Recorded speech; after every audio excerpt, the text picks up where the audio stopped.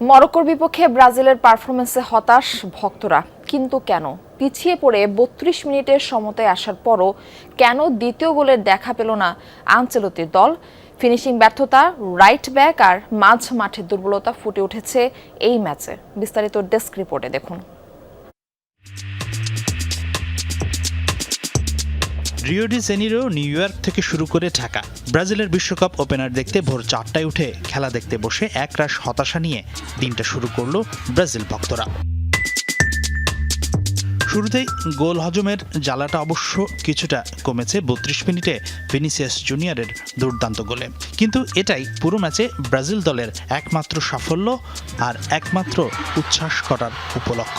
এর পরের সময়টুকু কেবল আফসোস আর হতাশায় কেটেছে সেলেসাও ভক্তদের।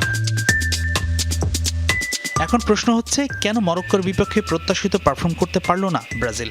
চলুন জানি অন্যতম ৩টি কারণ। প্রথমত, ফরমেশন।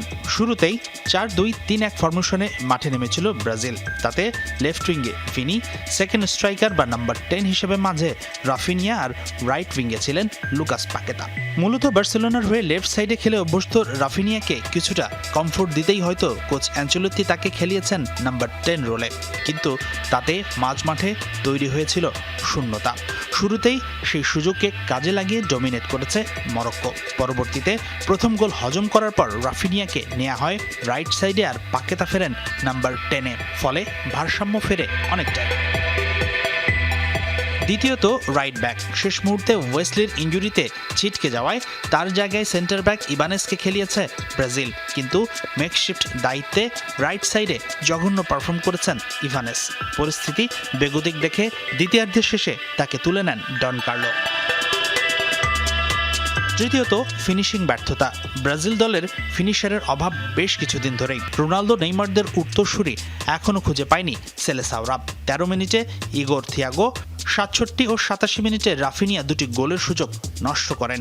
বিশেষ করে ইগোর থিয়াগোর পারফরমেন্স ছিল খুবই দৃষ্টিকটু। এছাড়াও মাঝ মাঠে ব্রাজিলের দুর্বলতা ফুটে উঠেছে।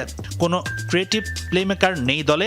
বল ধরে রেখে আক্রমণ তৈরি, লং পাস, থ্রু পাস, এমন গুরুত্বপূর্ণ বৈশিষ্ট্যগুলো মিসিং ছিল ব্রাজিলের। সেই সাথে খুব সহজেই বল পজিশন হারিয়েছে ব্রাজিল। তবে ব্রাজিলের এমন ব্যর্থতার বড় একটা কারণ কিন্তু মরক্কোর খুব ভালো পারফরমেন্স। মাঝমাঠ আর রক্ষণ সামলে ব্রাজিলকে কোনো জায়গায় দেয়নি মরক্কো। ব্রাজিলের প্রচুর আক্রমণ ট্রানজ্যাকশন পিরিয়ডেই রুখে দিয়েছে আফ্রিকার চ্যাম্পিয়নরা। হাসানুর রহমান, যমুনা স্পোর্টস।